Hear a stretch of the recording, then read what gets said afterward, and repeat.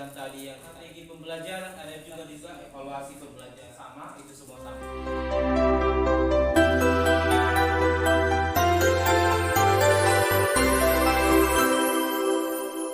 Yang pertama di sini adalah strategi pembelajaran. Yang perlu kita pahami, apa sih perbedaan pendekatan, strategi, model, dan teknik pembelajaran. Kalau mungkin tadi sudah buat jelasan tentang strategi, jelaskan model. Nah, ini apa perbedaan mereka? Nah, dikatakan di sini kalau yang tamatan sarjana pendidikan pasti ini orang ini pasti familiar. Ada tagar, ada ini, ada yang taksonomi Bloom yang tadi itu pasti familiar. Kenapa?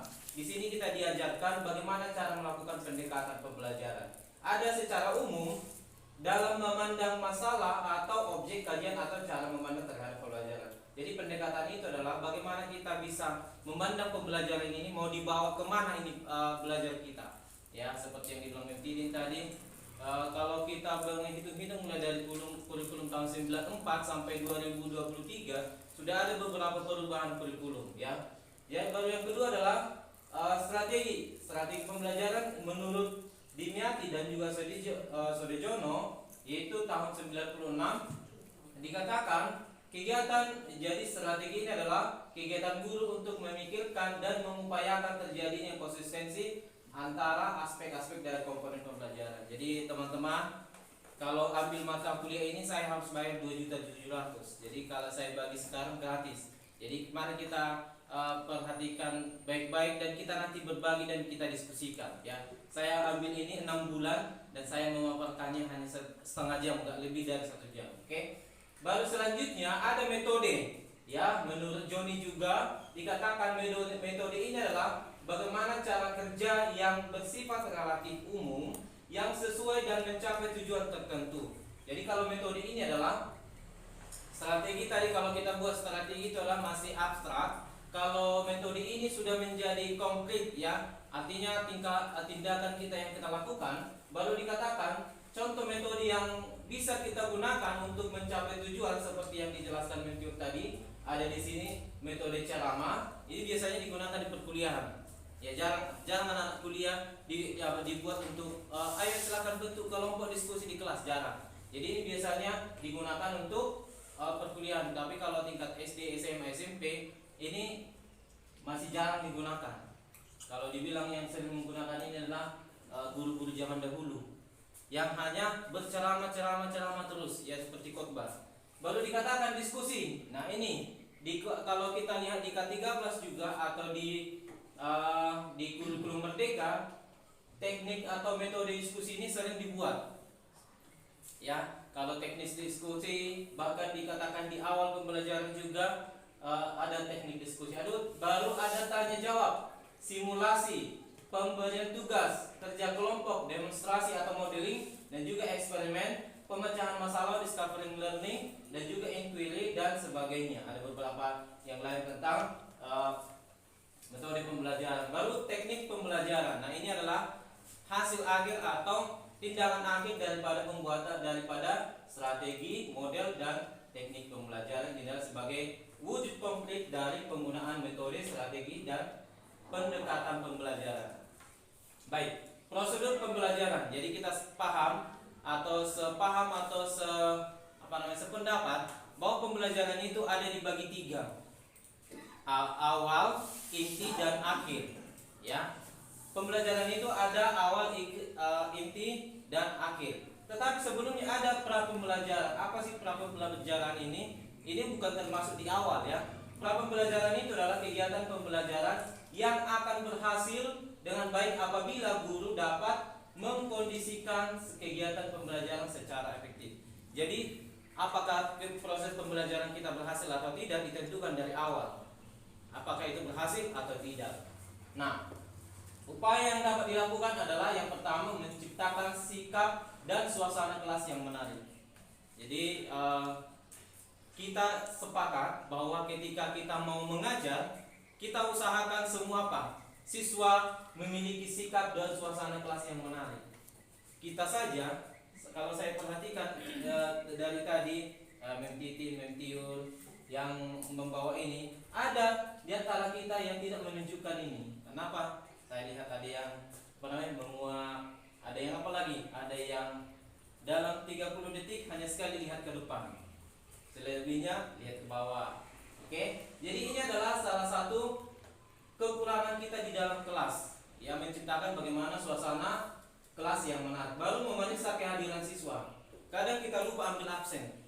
Ya, kadang kita lupa ambil absen di awal pembelajaran, ujung-ujungnya nanti di akhir. Ya, kalau di FPP kita itu sudah tertera semua di situ. Baru dikatakan menciptakan kesiapan belajar siswa. Dari mana kesiapan apa? Yang pertama adalah fasilitas, ya. Yang kedua perhatian. Yang ketiga adalah menunjukkan minat dan semangat mengajar. Jadi kalau kita sudah masuk ke dalam kelas, kalau kita tidak menunjukkan minat dan semangat untuk belajar, kita masuk sudah loyo-loyo begini, bagaimana siswa kita yang melihat, ya? Karena dikatakan guru itu adalah model. Semua kita punya idola. Kalau idola kita sudah loyo, sudah malas, sudah tidak bersemangat, pasti kita tidak akan bersemangat juga. Ya, sama contohnya kalau Suryadi suka di si Ronaldo, Ronaldo sebentar lagi sudah mau pensiun, otomatis bagaimana? Tidak suka lagi nonton bola. Sama seperti nonton motor GP, setelah Valentino Rossi pensiun, tidak suka lagi nonton motor GP. Sama seperti itu juga, guru adalah model. Ketika model itu dengan bersemangat masuk kelas, maka siswa juga akan bersemangat. Baru dikatakan juga menyesuaikan pembelajaran dengan kemampuan siswa. Nah, inilah yang dibilang Mem tadi. Sebelum kita menentukan metode, maka kita harus tahu kemampuan siswa dan materi apa yang akan kita sampaikan. Selanjutnya, menciptakan suasana belajar yang demokratis. Nah, ini saya buat di sini, talk with them, not talk to them. Tahu yang perbedaannya? Kalau talk with them artinya ada timbal balik. Kalau talk to them berarti kita sumbernya. Siswa kita tidak berikan untuk bicara. Jadi dikatakan di sini demokratis itu adalah kebebasan berbicara dalam kesopanan dan juga alur yang bagus, ya. Baru dikatakan di sini prosedur pembelajaran. Kegiatan awal pembelajaran adalah menyiapkan mental dan memasuki kegiatan pembelajaran inti. Jadi kalau kita di RPP kita itu sudah dibuat di awal itu, ada di situ dibuat sapa, apalagi di RPP di awal itu.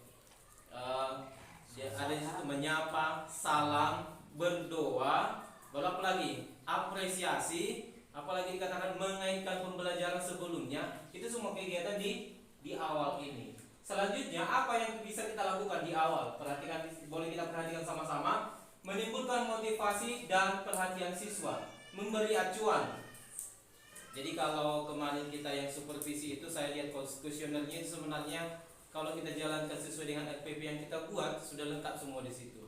Karena apa? Dikatakan memberitahukan tujuan pembelajaran. Kadang kita mengajar, lupa tujuan pembelajarannya, kita nggak sampaikan ke siswa. Kalau kita lupa menyampaikan tujuan pembelajaran, maka selama proses pembelajaran itu siswa itu akan mengambang. Mau dibawa kemana nih pembelajaran kami ini? Apa sih tujuan? Apa sih kalau kami belajar ini untuk apa? Apa gunanya kami belajar ini? Ya, jadi tidak ada acuan kalau kita lupa menyampaikan tujuan pembelajaran. Contohnya nih kelas 1. Habis ini kalau kita sudah belajar ini, kita akan bisa membaca menggabungkan dua kata atau membuat kalimat dengan satu kata, mengembangkan kalimat dengan satu kata. Baru dikatakan menyampaikan kegiatan yang akan dilakukan. Jadi ketika kita sudah menyampaikan kegiatan, maka anak-anak akan bersemangat. Sir, kapan ini buat kelompoknya? Sir, kapan kita ke lapangan? Sir, kapan kita membuat praktik seperti ini? Ya, ini adalah keuntungan daripada menyampaikan kegiatan yang dilakukan. Baru memberikan kaitan. Nah, ini masih di awal memberikan kaitan. Yang pertama, mengajukan pertanyaan tentang materi yang sudah dipelajari sebelumnya. Selanjutnya, menunjukkan manfaat dari materi ini. Menunjukkan manfaat seperti yang tadi. Kalau kita belajar tentang keberagaman, apa yang akan kita peroleh ketika kita sudah belajar keberagaman ini? Ya, manfaatnya dalam kehidupan sehari-hari. Baru dikatakan meminta siswa mengungkapkan pengalaman yang berkaitan dengan materi yang dibahas. Contohnya, ketika saya mengajar di kelas 4 ini, dikatakan kita belajar tentang keberagaman. Saya tanya dulu mereka, siapa di sini yang dari suku Batak? Angkat tangan. Dari suku Timur? Angkat tangan. Dari suku Jawa? Angkat tangan. Bagaimana kamu berteman dengan suku yang lain? Tidak ada apa-apa, Sir, fine-fine aja atau baik-baik aja, Sir. Kalau dibilang seperti itu, berarti mereka sudah mengungkapkan pendapat mereka di sini. Perlu dikatakan melakukan tes awal atau pretest. Nah, pretest ini bisa kita buat melalui lisan, ya, seperti yang tadi kita mengupas pemahaman mereka tentang materi yang akan kita sampaikan melalui pretest, ya. Jadi ini wajib dilakukan pretest. Jadi kalau dibilang kita mengajar metode boleh berbeda, tapi urutannya pretest ini wajib dilakukan. Baik itu secara lisan untuk mengorek sampai di mana pemahaman siswa tentang materi yang akan kita pelajari. Selanjutnya kita masuk kegiatan inti pembelajaran. Kegiatan inti pembelajaran dilaksanakan untuk membantu siswa menguasai kemampuan yang diharapkan atau menguasai tujuan pembelajaran. Kalau di awal kita sudah sampaikan tujuan pembelajaran, maka di sini kita membantu siswa untuk mencapai itu. Kalau contohnya tujuan kita ke Bontang Kuala, maka kita bantu siswa bagaimana sampai ke Bontang Kuala. Dengan cara apa? Itulah metode yang tadi dan strategi yang kita sudah dengarkan. Baru di sini ada dikatakan pembahasan materi. Yang pertama adalah pembahasan materi dalam pembelajaran. Jadi ketika kita sudah masuk ke pembelajaran inti, ada di situ pembelajaran materi, ya. Ada tiga bentuk. Kalau saya baca di buku ini juga ada 4, ya. Tapi saya ambil di sini 3 bentuk ini adalah hal yang biasa kita lakukan atau yang sering kita temui. Yang pertama adalah klasikal, yang kedua kelompok dan perseorangan. Boleh nggak kita lakukan ini dalam satu pembelajaran? Dalam satu proses pembelajaran? Boleh. Kita perhatikan di sini pembelajaran klasikal. Prinsipnya adalah sistematis, perhatian dan aktivitas. Ini harus, ya, kalau kita mengajar itu siswa memberikan perhatiannya dan aktivitas siswa kita harus pantau. Baru dikatakan media pembelajaran. Ya, kalau masalah media saya nggak terlalu banyak ngomong karena kita semua guru-guru pasti mempunyai media pembelajaran, ya. Media pembelajaran berbeda dengan sumber pembelajaran. Kalau sumber pembelajaran bisa bersifat buku, internet, dan lingkungan sekitar. Tapi kalau media adalah bentuk konkret yang bisa kita tunjukkan kepada mereka untuk membantu pembelajaran. Baru latihan dan penugasan. Nah, di penugasan nanti ada penjelasannya juga di sini. Dikatakan kegiatan inti klasikal ini adalah menyajikan bahan pembelajaran. Yang kedua adalah melakukan asosiasi atau ilustrasi. Di kegiatan inti inilah kita melakukan asosiasi atau ilustrasi, ya. Jadi kalau dalam belajar, mungkin di dalam belajar matematika yang susah atau yang sulit untuk melakukan ilustrasi. Tapi saya pikir semua bisa kita gunakan atau buat sebuah ilustrasi untuk mengantar pembelajaran kita ini dengan baik. Baru dikatakan juga kegiatan akhirnya. Kalau di klasikal dia kegiatan akhirnya ada memberikan soal untuk dikerjakan. Yang kedua atau terakhir sekali adalah menyimpulkan. Jadi di sini dikatakan bukan guru yang menyimpulkan, tapi kesimpulan dibuat oleh siswa dengan bimbingan guru.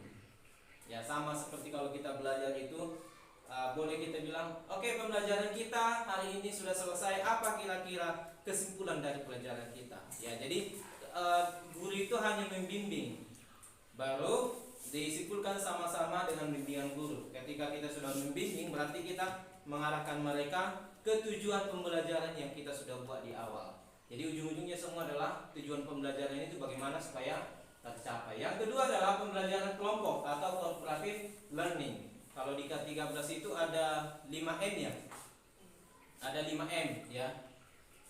Baru di sini dikatakan bagaimana prinsip belajar kelompok ini. Yang pertama adalah ada topik pembahasan, ya. Saya pernah lihat di sekolah sana, di sekolah saya dulu, ujuk-ujuk dibuat kelompok, tapi kelompok ini hanya untuk mengerjakan tugas. Oke, silakan kerjakan di kelompoknya soal nomor 1, kelompok 1, soal nomor 1, kelompok 2, soal nomor 3. Itu bukan pembahasan tapi mengerjakan soal. Nah, dikatakan di sini bagaimana prinsip kelompok itu. Ada topik yang mereka bahas. Contohnya nih, bagaimana kita saling menghargai perbedaan di lingkungan sekolah. Itu untuk kelompok 1, kan ada topiknya di lingkungan sekolah. Baru bagaimana menghargai di kelompok lingkungan masyarakat di kelompok 2. Jadi ada topik pembahasan. Yang kedua adalah pembentukan kelompok sesuai dengan karakteristik siswa.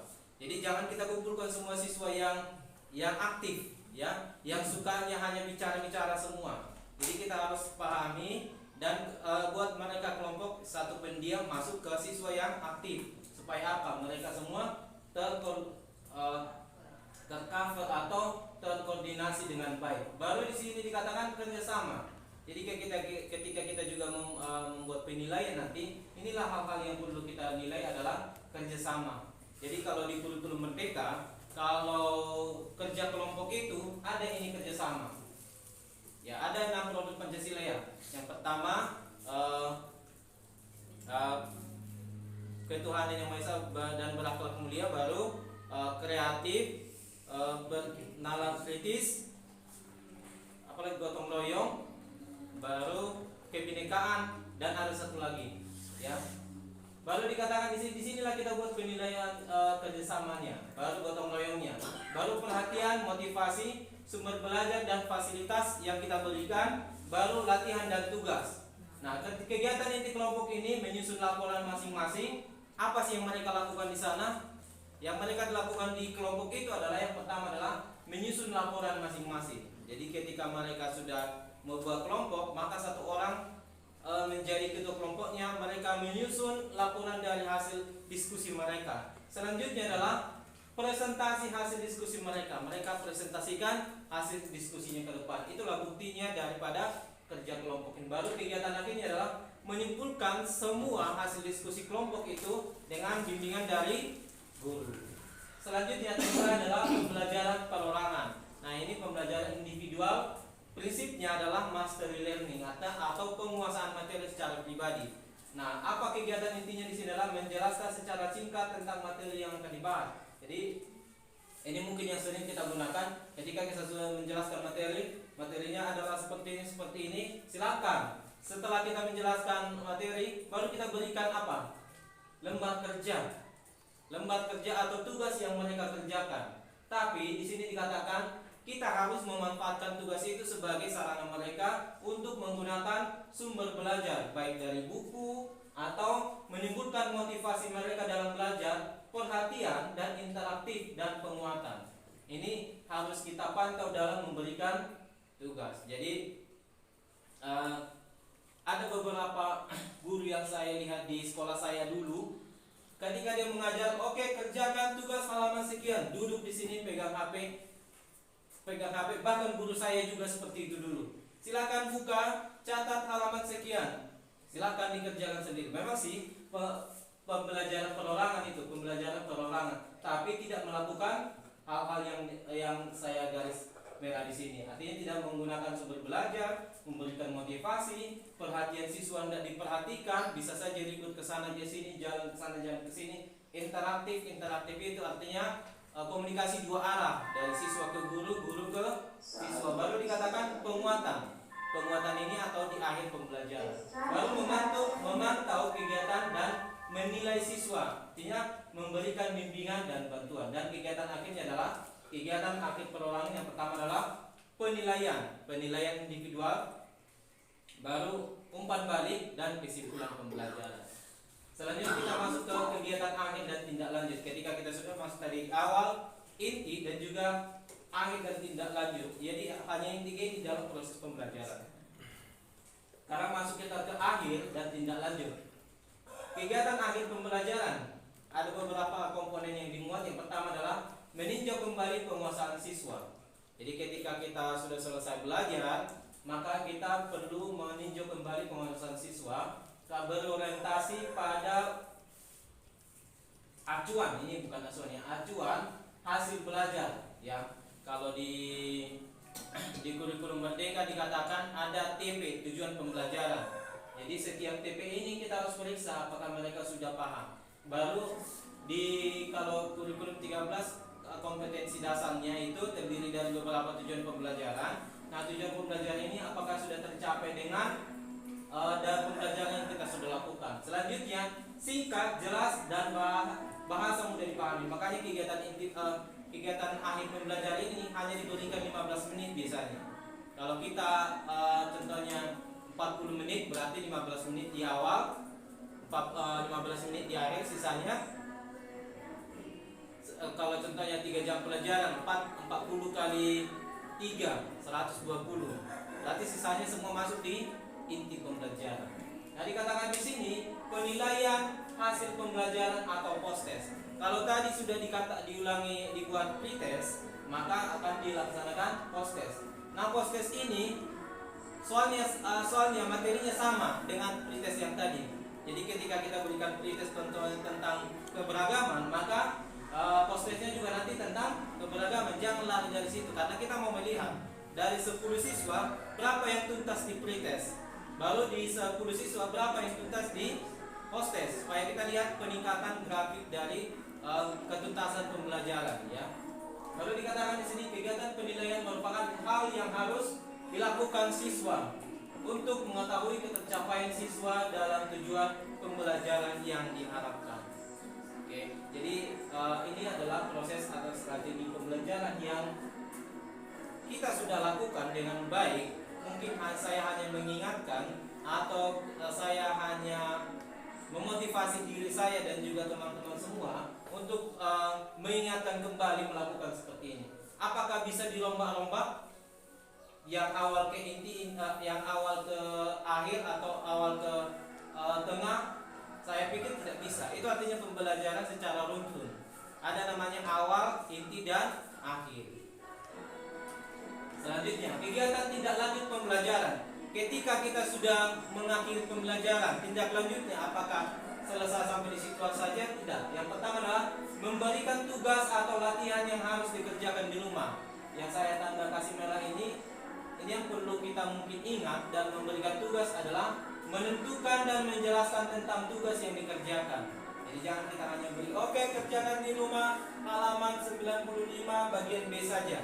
Tapi kita tidak kasih tahu apa yang mereka kerjakan itu dan tentang apa. Baru menjelaskan tahapan pengerjaan tugas. Di tahapan ini bisa kita berikan mungkin tahapan pengerjaan kerjakan mulai dari nomor 1, nomor 2, nomor 3 secara beruntun. Yang selanjutnya adalah memberikan kesempatan untuk siswa bertanya tentang tugas yang kita berikan. Selanjutnya penjelasan tentang batas waktu pengerjaan. Ya, kita harus kasih deadline-nya. Ya, jadi kalau saya kelas 4 itu, kalau saya kasih tugas hari Senin, saya kasih mereka 3 hari lebih untuk menyelesaikan tugas mereka. Kenapa? Karena saya nggak mau membuat mereka tugas itu menjadi mereka stres atau menjadi malas datang ke sekolah gara-gara tugas, ya.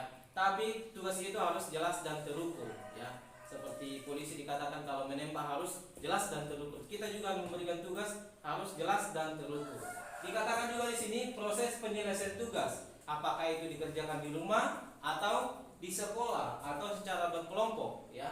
Baru guru harus memeriksa dan membahas kembali tugas yang dikumpulkan. Kalau sudah anak-anak kumpulkan tugas, maka dikatakan di buku ini adalah kita harus mengerjakan, memeriksa dan juga membahas kembali supaya anak-anak bisa tahu di mana kesalahannya, di mana kekurangannya, dan kita pelajari lagi materi yang mereka tidak tahu. Baru nomor 2 di sini dikatakan membahas kembali pelajaran yang belum dikuasai siswa, membaca materi pelajaran tertentu, memberikan motivasi belajar atau bimbingan belajar, mengemukakan tentang topik yang akan dibahas pada waktu yang akan datang. Ini masih satu kegiatan semua untuk tindak lanjut. Baik, variasi mengajar. Ini variasi mengajar. Jadi kalau kita boleh melihat bagaimana kita variasi kita mengajar sendiri. Saya secara pribadi jarang duduk, jarang juga berdiri. Variasi mengajar ini kita bisa variasikan mulai dari mana? Dari variasi suara. Kalau kita mengajar nada pelan terus, maka siswa juga bisa akan mengantuk. Tapi kalau kita buat nada mulai dari kecil sampai besar, baru besar ke kecil lagi, itu namanya variasi suara. Baru dikatakan juga di sini pemusatan perhatian. Jadi kalau saya lihat anak-anak di kelas seperti ini sudah menguap antara 1-2 kali, saya suruh mereka berdiri. Jadi ada ice breaking yang saya cek di YouTube. Saya lakukan untuk mereka supaya apa? Ketika mereka sudah berdiri, baru mereka melakukan ice breaking, otomatis mereka sudah segar kembali. Ketika mereka duduk menguap lagi, saya suruh lagi supaya apa? Untuk pemusatan perhatian. Baru kesenyaman atau memberikan kenyamanan kepada siswa untuk belajar duduk di kelas. Baru dikatakan di sini mengadakan kontak pandang. Ya, jadi kalau kita mengajar, kita pandang siswa itu kalau pun dia tidak melihat kita, kita pandang terus sambil ngomong. Supaya apa? Ketika dia melihat, oh saya berarti ada kekurangan, saya berarti salah. Jadi tidak diulangi lagi. Baru dikatakan ini perubahan posisi guru, ya, gerak badan dan mimik. Perubahan posisi guru bisa kita di sana, di sini, di belakang. Kalau saya kadang juga mengajar di belakang, duduk di belakang, berdiri di belakang, baru mengajar ke depan. Bukan mereka melihat ke belakang, tapi fokus ke depan, tapi mendengarkan suara.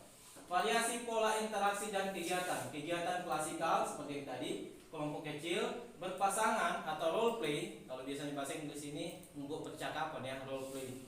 Baru drama juga atau drama singkat role play itu perlu juga kita lakukan. Baru dikatakan di sini kegiatan perorangan seperti yang tadi sudah dibahas. Baru variasi penggunaan alat bantu. Jangan cuma buku aja, tidak ada alat bantu yang lain yang kita gunakan. Alat bantu tidak harus mahal. Ya bisa kita gunakan dengan benda-benda yang ada di sekitar kita. Baik, ini evaluasinya. Ini yang sudah dibahas meeting tadi. Saya hanya menambahkan sedikit tentang evaluasi.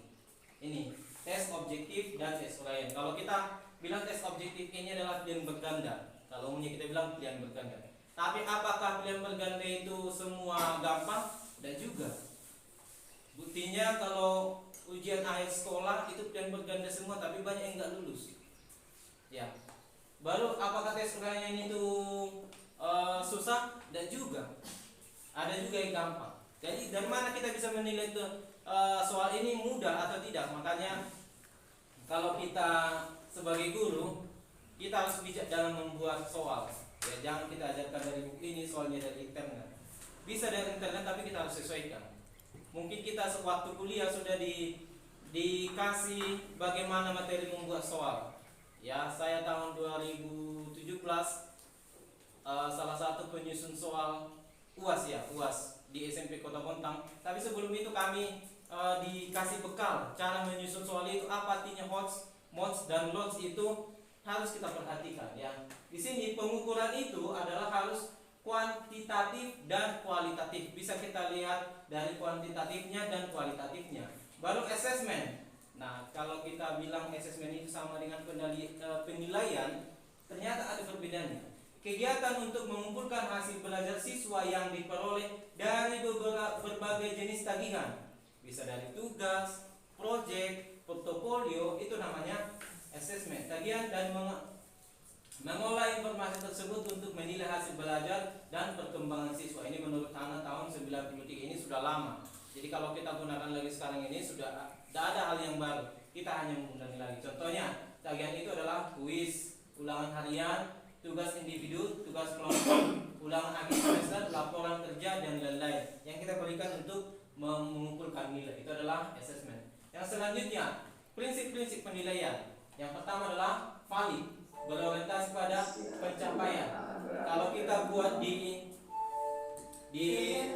materi kita tujuan pembelajarannya tentang keberagaman tadi, maka soalnya harus berpotensi atau mengacu kepada keberagaman. Contohnya saya buat contohnya keberagaman budaya. Nanti soal yang muncul keberagaman agama itu sudah tidak relevan lagi. Baru dikatakan di sini harus valid. Validnya di mana? Ketika kita memberikan soal harus bisa kita pertanggungjawabkan. Jangan seperti yang guru-guru zaman dulu, carilah jawabannya sendiri.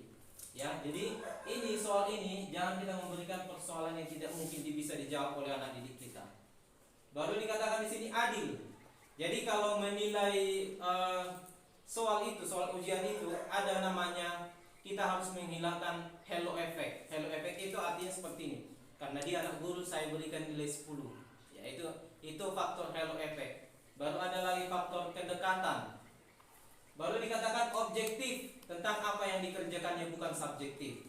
Baru berkesinambungan, penilaian bukan hanya cukup satu hari ini saja, tapi hari-hari berikutnya juga harus ada penilaian. Baru menyeluruh, ya, mencakup semua tujuan pembelajaran dalam satu tema atau dalam satu tujuan pembelajaran atau satu fase atau satu ATP, ya.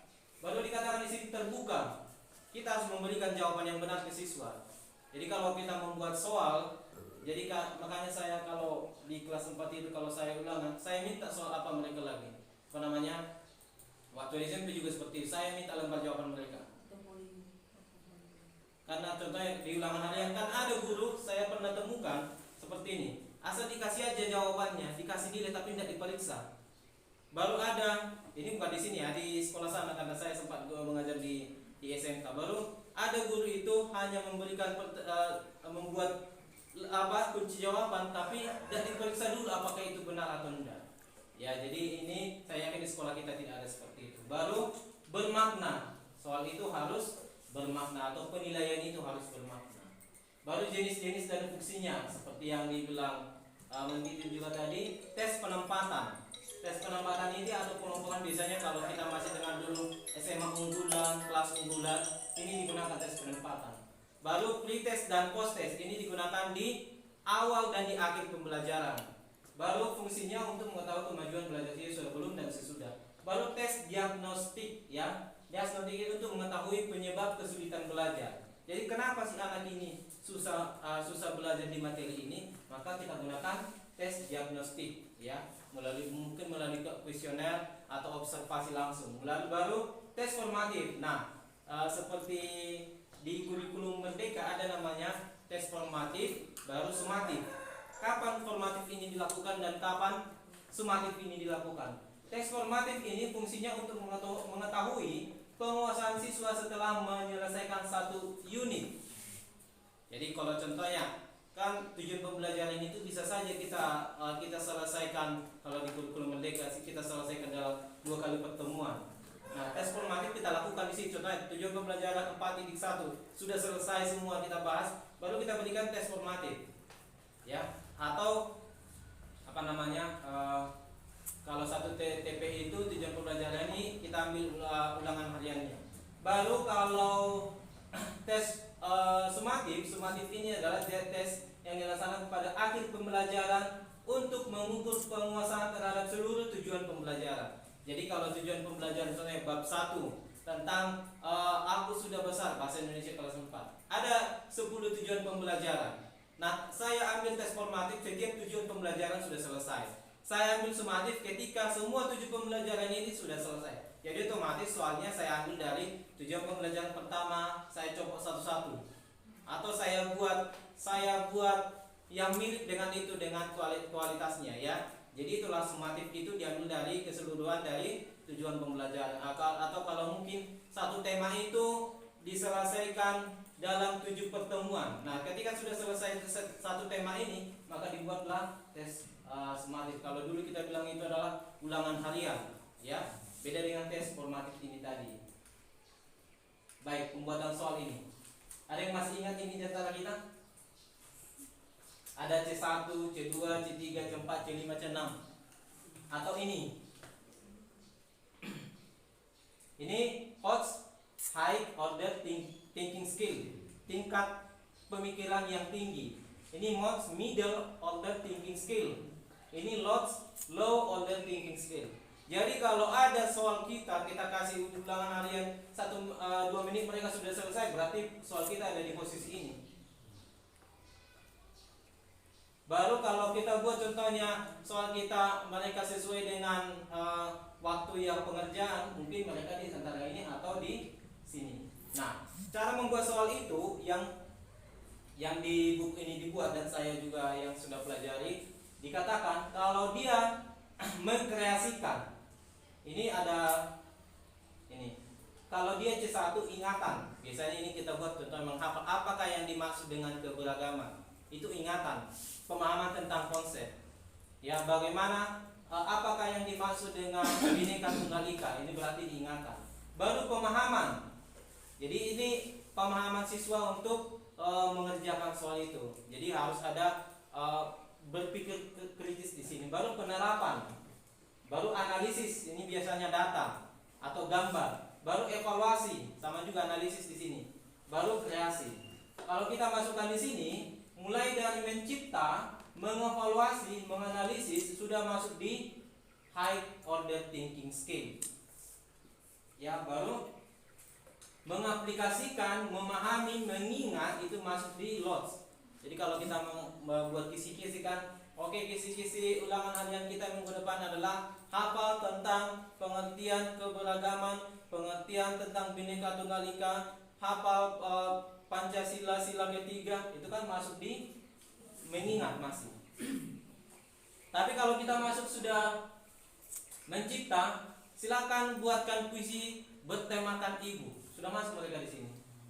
Karena membuat puisi itu sudah ada kriterianya, ada rimanya, ada barisnya, ada baitnya, sudah masuk mereka mencipta.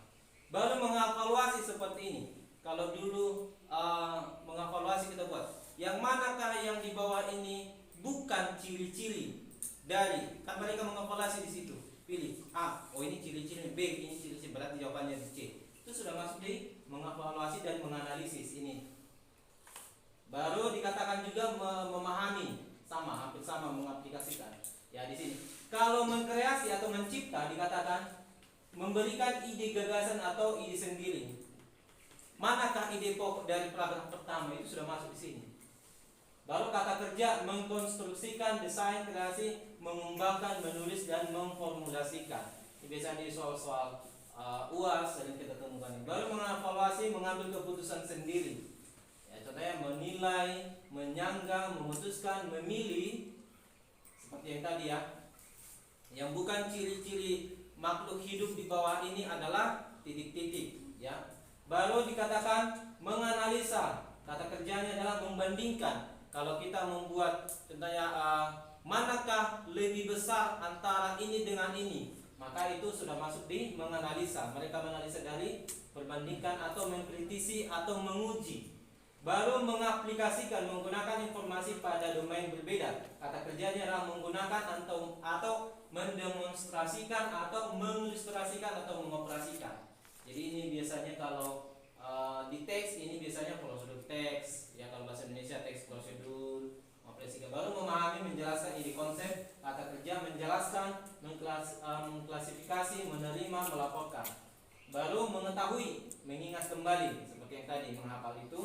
Baru mengingat, mendaftar, mengulang, menirukan. Jadi inilah dimensi dari proses penilaian kognitif. Ini kita gunakan untuk penilaian kognitif ya. Kalau dari sikap atau penilaian sikap itu bisa kita gunakan melalui observasi atau interview. Oke, contoh soalnya kelas 4 SD di sini.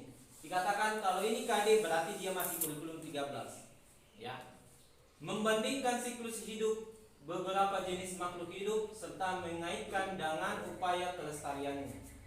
Yang pertama level 1 atau level C2. Ada ini level C1 berarti ini masih low, middle dan high. Kalau makin tinggi dia di sini, makin naik dia makin tinggi ini. C1 mengingat, C2, C3, C4, mulai dari C4 dia analisis sudah sampai ke 6 atau kreasi atau mencipta sudah masuk di host. Oke. Masuk di sini dikatakan disajikan berupa gambar tahapan siklus hewan secara acak. Siklus hewan yang gampang kita ingat mungkin adalah dari makhluk hidup, contohnya apa? Kupu-kupu.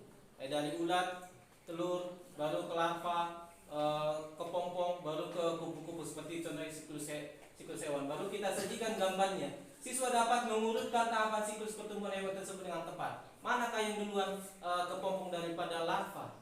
Nah, mereka urutkan. Contohnya, urutkanlah siklus hewan, siklus kupu-kupu mulai dari urutan pertama sampai contohnya dibuat di situ gambar 6, maka di situ dibuat 1,2,4 itu mengurutkan.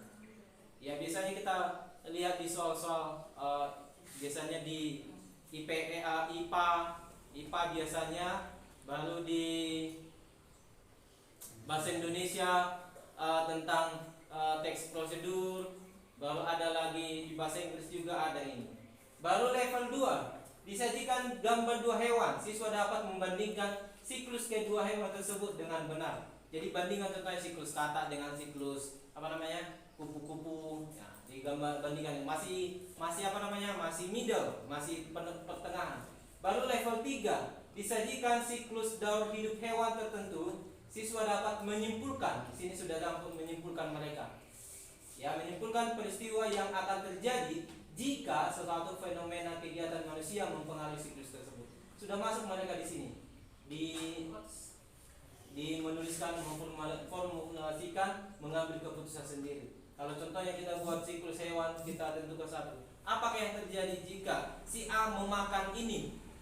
Atau si dibilang ketika si burung gagak memakan ulat, apakah yang terjadi dengan siklus hewan kupu-kupu?